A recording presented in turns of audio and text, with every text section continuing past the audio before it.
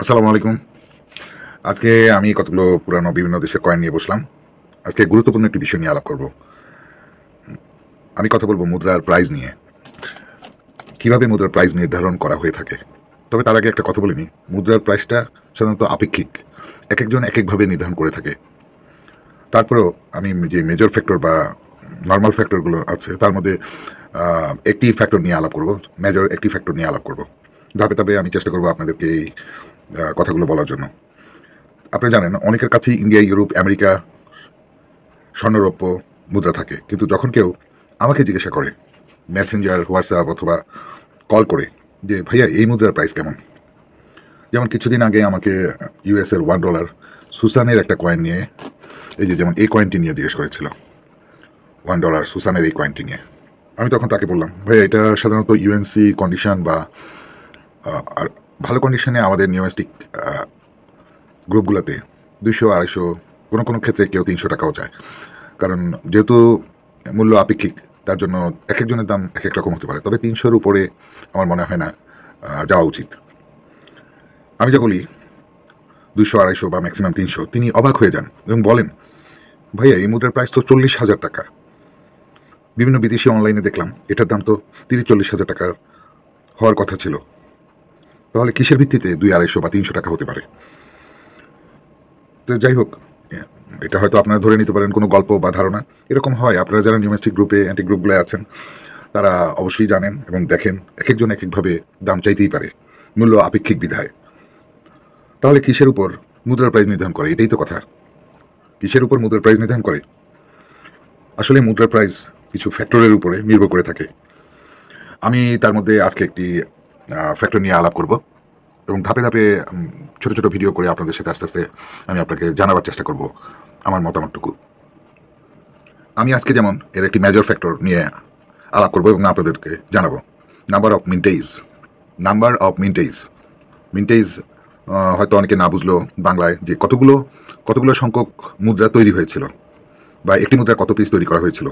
যে মুদ্রা তৈরি বেশি এবং মিন্টেজ বেশি হয় সেই মুদ্রার দামও কম হয়। আবার যে মুদ্রার তৈরি কম অথবা মিন্টেজ কম সেই মুদ্রার দামও বেশি হয়। সো আমরা এখানে জানতে পারলাম যে মুদ্রার তৈরি কম অথবা মিন্টেজ কম সেই মুদ্রার দামও বেশি হয়, কারণ সেটি কম পাওয়া যায় সংগ্রাহকদের ক্ষেত্রে।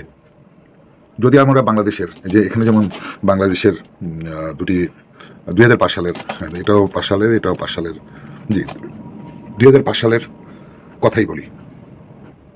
যেমন 5 টাকার বিভিন্ন সালের কয়েনগুলো 2006, 8 বা তারও আগে কয়েনগুলো যদি ছাপানো হয় কোটি কোটি, কিন্তু সেগুলো আপনার তেমন দামও কম। 5 টাকার কয়েন তো 5 টাকাই, কারণ রোলের কয়েন যদি ইউএনসি হয়ে থাকে তাহলে সেই ক্ষেত্রে 5 টাকার কয়েন হয়তো 20 টাকা, 30 টাকা, 40 টাকাও বা 50 টাকা কোনো কোনো ক্ষেত্রে ফ্লিপে অনেক সেলাররা সেল করে থাকে নিউমেস্টিক গ্রুপগুলোতে। কিন্তু দেখা যায় 2005 সালের কয়েনগুলো পাওয়া যায় না সঠিকভাবে। কালেকশন করতে গেলে খুবই হিমশিম খায়। তাই এ থেকে আমরা কি বুঝতে পারি? অন্যান্য সালের কয়েনগুলো অ্যাভেলেবেল পাওয়া গেলেও 2005 সালের কয়েন অ্যাভেলেবেল পাওয়া যায় না। তার মানে এর মিন্টেজ কম হয়েছিল অথবা তৈরি হয়েছিল। এটা কিন্তু একটি মেজর ফ্যাক্টর। তো আমি আজকে এই নাম্বার অফ মিন্টেজের মেজর ফ্যাক্টর নিয়ে আলাপ করলাম।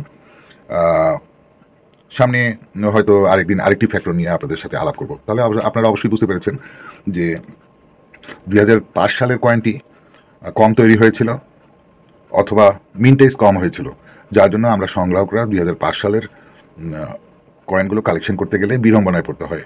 নিউমেস্টিক অ্যান্টি গ্রুপগুলোতে দেখা যায় কোনো কোনো ক্ষেত্রে 2005 টাকার কয়েনগুলো 80 টাকা, 100 টাকা, 120 টাকা, 130 টাকা বা 150 টাকা পর্যন্ত বিক্রয় হয়ে থাকে। তেমনি বাংলাদেশের আরও কয়েকটি কয়েন আছে, এগুলোর মিন্টেজ কম হয়েছিল। আমি ওইসব বিষয়ে যাচ্ছি না, আমি জাস্ট 5 টাকা দিয়ে আপনাদেরকে একটা উদাহরণ দিলাম। 5 টাকার কয়েন বিভিন্ন নিউমেস্টিক গ্রুপগুলোতে 120, 30, 40, 50 পর্যন্ত সেল হয়। তো আমি প্রথমেই বলেছি মূল্য আপেক্ষিক। যে কেউ নতুন সেলার, পুরনো সেলার হোক, তারা আপেক্ষিক বিধায়ী এক একজনের এক এক রকম দাম চাইতেই পারে। তো সেই ক্ষেত্রে আমাদের উদ্দেশ্য হলো এটা কেন কম পাওয়া যায় সেটা জানার জন্য। তো আমরা এই বাংলাদেশি কয়েন দিয়ে জানতে পারলাম যে এর মিন্টেজ কম হয়েছিল বা তৈরি হয়েছিল, যেখানে অন্যান্য 6, 8 সালের কয়েনগুলো কয়েক কোটি, 100 কোটি, 150 কোটি বা 200 কোটি পর্যন্ত ছাপানো হয়েছিল। তার জন্য সেগুলো অ্যাভেলেবেল বাজারে আমরা পেয়ে থাকি প্রচলিত কয়েনগুলো। কিন্তু 2005 সালের কয়েন যদি খুঁজতে যাই তাহলে আমাদের কালেক্টরদের বিড়ম্বনায় পড়তে হয়। প্রচুর কয়েনের মাঝে খুঁজতে খুঁজতে খুঁজতে অনেক সময় আমরা একটা পাই অথবা দুইটা পাই, আবার অনেক সময় অনেকে পায়ও না।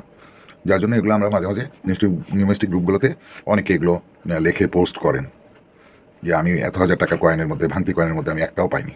তো যাই হোক, আমার দায়িত্ব ছিল আপনাদেরকে একটা ফ্যাক্টর নিয়ে, অনেকগুলো ফ্যাক্টরের মধ্যে একটা ফ্যাক্টর নিয়ে আলাপ করা। তো আমি আজকে major factor number of mintage নিয়ে আপনাদের সাথে আলাপ করলাম।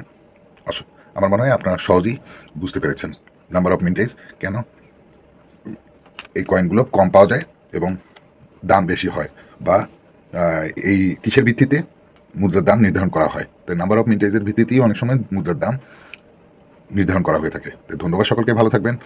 আবার কোনো একদিন কোনো একটি ফ্যাক্টর নিয়ে আপনাদের সামনে উপস্থিত হব।